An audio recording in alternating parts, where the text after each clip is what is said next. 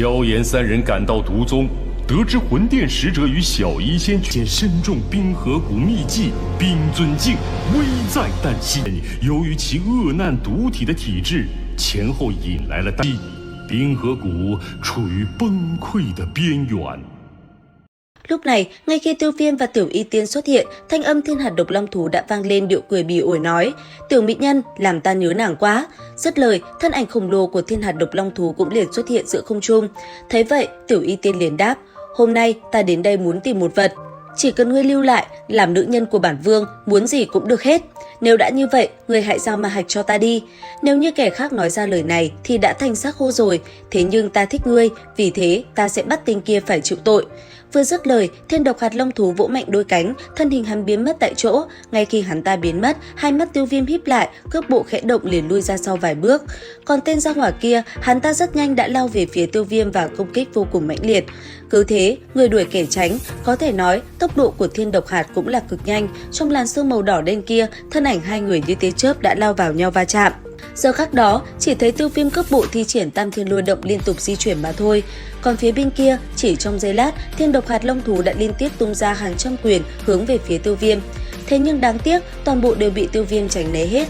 Tuy nhiên, cái tên kia công kích vô cùng cuồng bạo. Từ trên người hắn, rất nhanh đã phóng ra từng luồng ánh sáng về phía Tiêu Viêm. Mỗi khi nó đánh vào vách đá, nơi đây lại phát ra những trận ầm ầm nổ vang. Lúc này, trước công kích như vụ bão tới từ Thiên Độc Hạt Long Thú, Tiêu Viêm phải thi triển Tam Thiên Lôi Động tới cực hạn để tránh né. Tuy nhiên, ở phía dưới, Tiểu Y Tiên cũng rất nhanh phóng ra công kích về phía con ma thú kia, khiến nó giật mình chống đỡ. Bất chợt, sau khoảnh khắc đó nó dừng lại, thanh âm vang lên nói: "Tiểu mỹ nhân, công kích đó của ngươi với bản vương chỉ là vô dụng mà thôi, không quản vì sao các ngươi đến đây, thế nhưng đến rồi thì đừng mong rời đi." Dứt lời, một làn khói độc liền tỏa ra bao trùm toàn bộ nơi này lại. Sau đó, vô số đám độc thú từ khắp nơi cũng liền xuất hiện vây quanh nơi này. Trong đó có hai tên một béo một gầy đã hóa hình, tu vi ước chừng cũng là tứ tinh đấu tông. Thấy thế, Tiểu Y Tiên gấp gáp nói: "Cẩn thận, đây đều là độc thú có độc tính rất mạnh." Nghe vậy, Tiêu Viêm gật đầu nhẹ. Ngay sau đó, anh ấy liền lấy ra địa yêu khôi rồi thôi động linh hồn Thiên Thỏa Tôn Giả, thanh âm vang lên nói: "Thiên Hỏa Tiên Bối, tên gia hỏa này phải nhờ người cùng địa yêu khôi rồi, ta cùng Tiểu Y Tiên sẽ dọn dẹp đám người kia."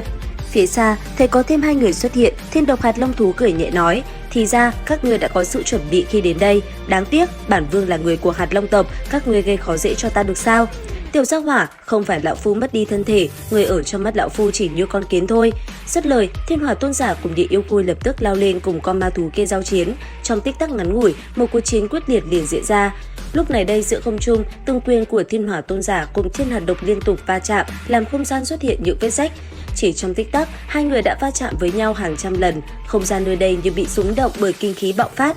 Thế nhưng vẫn chưa hết, sau lưng Thiên Hạt Độc, địa yêu khôi cũng rất nhanh đã xuất hiện rồi tung quyền về phía đối thủ.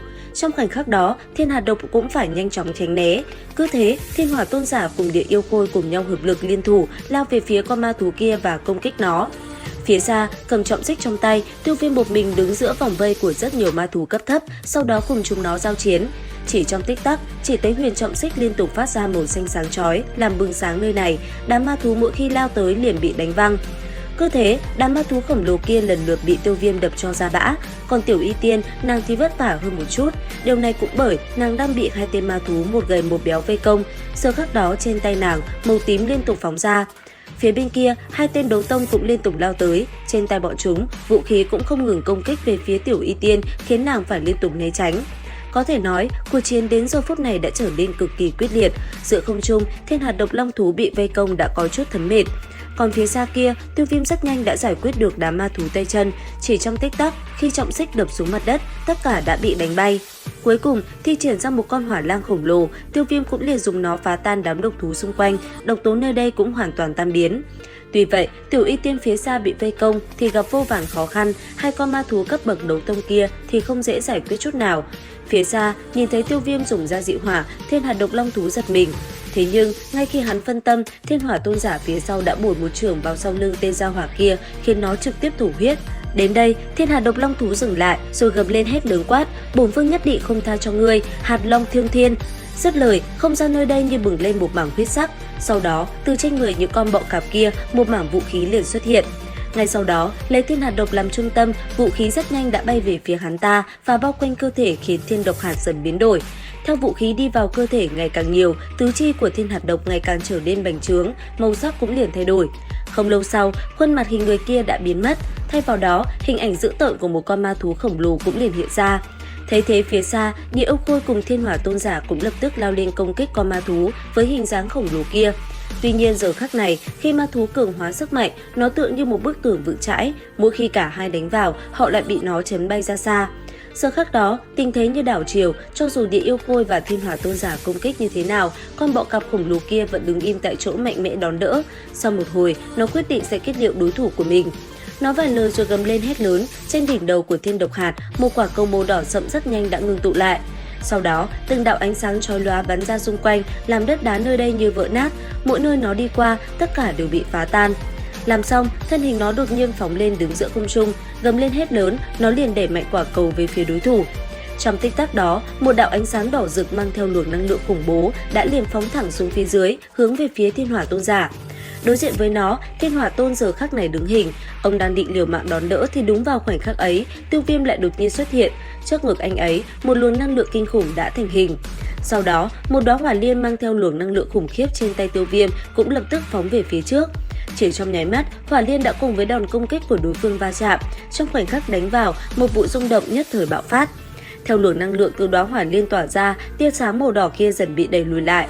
Cứ thế từng chút một, rồi cuối cùng là ầm một tiếng, đóa hỏa liên kia như phá vỡ toàn bộ đạo ánh sáng đỏ, rồi phóng thẳng về phía Thiên Hạt Độc Long Thú. Trong giây lát ngắn ngủi, một tiếng nổ ầm ầm kinh thiên bạo phát. Giờ khắc đó, hỏa diệm bay đầy trời, một đóa hỏa liên kinh khủng ập xuống. Phía xa, bất kể là quân địch hay quân ta, nhìn đạo năng lượng bạo phát vừa rồi cũng không khỏi toát mồ hôi lạnh. Dưới lực lượng đáng sợ như vậy, thân thể khổng lồ của Thiên Hạt Độc Long Thú nhất thời hóa thành vô số huyết nhục bạo liệt. Chứng kiến cảnh tượng này, vô số ma thú ở đằng xa nhất thời xôn xao, một lát sau liền tản ra, nhanh chóng chạy trốn. Thấy vậy, hai tên béo gầy đang giao thủ với Tiểu Y Tiên như có cảm ứng nhìn về phía Thiên Hạt Độc Long Thú, thân xác đang nằm trơ trọi. Giờ khắc đó, bọn chúng sợ hãi, nhất thời hai tên kia đồng thời nhìn về phía Tiểu Y Tiên quát, Hạt Long tộc sẽ không bỏ qua cho các ngươi đâu. Dứt lời, thân ảnh khẽ động, hai tên giao hỏa một béo một gầy cũng liền chạy mất. Nhìn hai tên này chuồn đi, thân hình Tiểu Y Tiên lóe lên, tích tắc sau đã tới bên người Tiêu Viêm. Sau đó, thanh âm nàng vang lên nói, giải quyết xong rồi, chúng ta mau chóng thu thập những thứ cần thiết rồi rời đi thôi. Cuộc chiến ở đây đã gây ra động tĩnh quá lớn, khó tránh khỏi khiến cho các ma thú hung hãn khác trong Lạc Thần Giản chú ý. Nghe vậy, Tiêu Viêm gật đầu, bàn tay nắm chặt Thiên Hạt Độc Long Thú, một luồng hấp lực bùng phát đem nó từ từ nâng lên, sau đó trôi nổi trong không trung. Dưới sự thiêu đốt của lưu ly liên tâm hỏa, thi thể khổng lồ của Thiên Hạt Độc Long Thú dần bị thu nhỏ lại, cuối cùng hóa thành tro tàn rơi rụng. Khi mọi thứ tiêu tan, một quả cầu huyết sắc cũng liền xuất hiện. Ngay sau đó, nó liền bị Tiêu Viêm thu vào tay. Cảm nhận được năng lượng cuồng bạo trong đó, Tiêu Viêm mừng rỡ nói, thất cấp ma hạch Thiên Hạt Độc Long Thú cuối cùng cũng lấy được rồi. Bàn tay nhẹ nhàng chạm vào tinh hạch, Tiêu Viêm đem nó cẩn thận thu vào nạp giới. Làm xong, anh ấy cũng cẩn thận thi triển hỏa diễm thiêu đốt, cuối cùng là lấy đi tinh huyết của ma thú. Sau đó, khi tinh huyết xuất hiện, Tiêu Viêm liền lấy một chiếc bình ngọc ra và thu nó vào bên trong. Làm xong, Tiêu Viêm nhìn vị lão nhân bên cạnh mình nói, Thiên Hỏa Tiên Bối, đây chính là tinh huyết trọng yếu để người luyện chế thân thể. Không lâu sau, người sẽ có được thân thể một lần nữa. Tiểu tử, lão phu không nhìn lầm ngươi mà, phần ân tình này, lão phu cả đời mãi không quên. Tiền bối giúp ta nhiều như vậy, nếu ta không làm được việc này, chẳng phải là một người bất nhân bất nghĩa hay sao?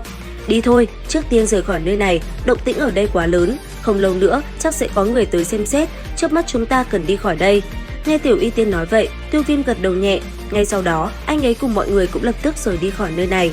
Và liệu rằng tập 111 sẽ còn gì hấp dẫn? Theo dõi kênh để biết thêm chi tiết nhé. Xin chào và hẹn gặp lại các bạn ở những video tiếp theo.